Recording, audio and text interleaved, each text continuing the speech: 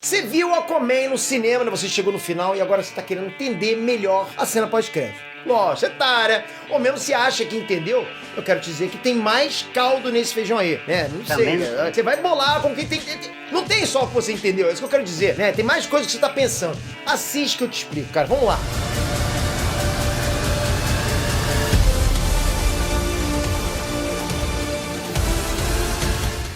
Trunks, Peter aqui. Para relembrar, galera, a cena começa, né, com a Raia Negra, a deriva no oceano, mostrando que ele continuava vivo, apesar de ainda estar bem machucado por causa da luta contra o Aquaman na Sicília. Uma luta, senhora luta, muito maneiro que fizeram lá. Ele acabou sendo resgatado por um barco que passava ali pelo local e mais tarde ele acorda na residência do cientista Stefan Shin, que no filme é tratado como sendo tipo aqueles caras, né, loucos de teoria da conspiração. Ele tá cheio por aí, que acreditam em alien, acreditam que a Terra é plana. Mas, é verdade, embora a Terra realmente... Qual o problema nisso? Não entendi, mas enfim. Não, one.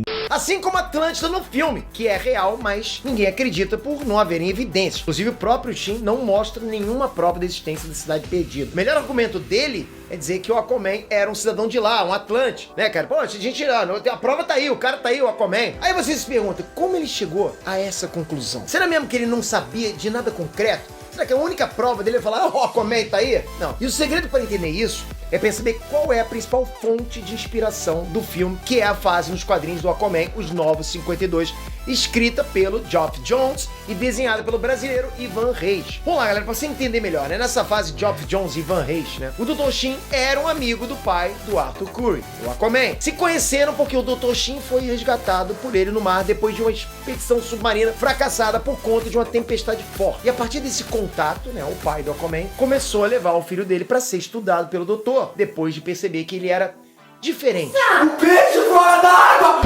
O moleque respirava embaixo d'água, falava com peixe, alguma coisa errada tinha, né?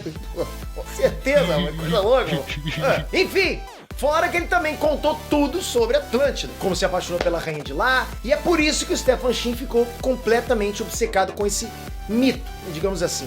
Apesar de no filme não mostrarem essa ligação, ela provavelmente deve existir. Não é à toa que na cena pós-crédito o doutor concorda em ajudar o Arraia Negra a encontrar o Aquaman pra matar o Aquaman em troca do Arraia mostrar a Atlântida pra ele. Ou seja, ele deve saber onde o Arthur Curry, o Aquaman, mora. Onde o pai dele mora, né? Então é um perigo muito mais próximo do que só um cientista aleatório que acredita em teoria da conspiração. Até porque nos quadrinhos ele conhece segredos e localizações de relíquias poderosas, artefatos atlantianos. Então pode ser um recurso a mais para dar um boost de poder no Arraia, né? Já que, tipo, lá no meio do filme o Arraia Negra não era forte o suficiente para vencer o Aquaman com o up que o herói tem no final, então seria impossível. A menos que ele ganhasse um up também numa possível continuação. Você viu, o Aquaman sofreu um time skip, né, cara? Ficou muito mais forte do que estava no início, com aquele tridente. Assim, mas o que eu posso dizer é que o Arraia, tudo bem, não venceu o Aquaman, mas, cara, ele tava punk também com aquela armadura dele. Então imagina um up no Arraia.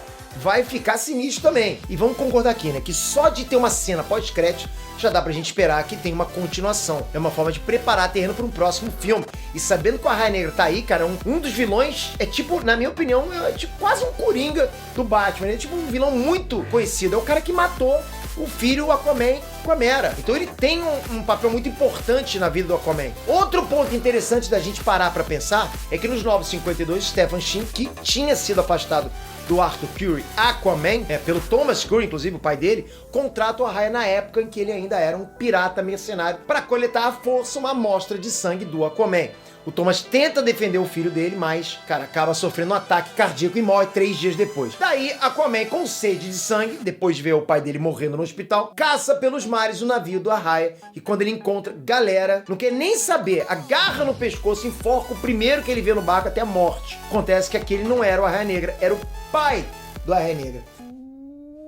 A partir daí, o Arraia jura vingança eterna contra o Aquaman, que por engano assassinou até o pai a sangue frio, não é verdade? O pai dele é sangue frio. E bora combinar que não foi bem uma atitude de um herói num código de honra, né? Tudo que você espera de um membro da Liga da Justiça. Achei até que no filme deram uma boa abrandada nessa cena, porque o Arthur simplesmente escolhe não salvar o cara. É diferente você ir lá e fazer trabalho sujo, sacou? Com as próprias mãos, você forcar o cara. Quem diria que a Warner ia pegar leve, galera? Olha só, pegou leve. Mesmo assim, no filme, quem não entende muito das origens do Aquaman, até achou aquela cena onde ele não quis salvar o pai do Arraia, uma cena, tipo, cruel, né? Pô, o cara é um Se fosse outro personagem estilo Superman, eu acho que salvaria, né, cara? Porque ele já sofreu no mundo do Lex Luthor e mesmo assim preferiu prender o Lex Luthor do que acabar fazendo justiça com as próprias mãos. Então, o Aquaman, ele é um cara... Ele tem um lado anti-hero dele, anti-herói, não tem? Mas voltando pro Dr. Shin.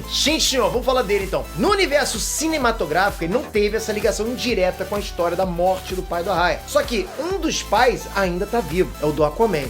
Então, tendo em mente toda essa ideia de vingança e a ligação do Shin nessa treta aí de família, pode ser que o grande impacto emocional do próximo filme seja o Arraia tendo todas as informações e recursos pra ir atrás e matar o pai do Aquaman.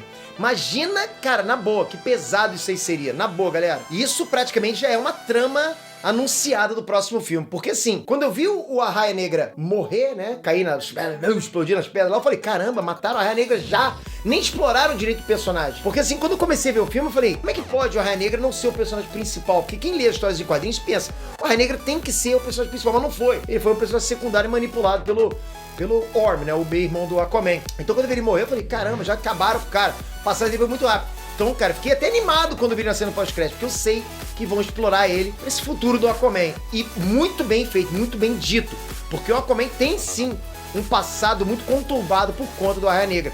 Explorar isso vai ser ótimo no cinema, galera. E pode apostar que ele vai vir, logicamente vão trazer outros vilões, porque esse você já conhece, não vai ser vilão solo dele no próximo filme, mas vão trazer um Arraia Negra muito mais upado, muito mais perigoso e com novas ameaças do que a gente viu agora.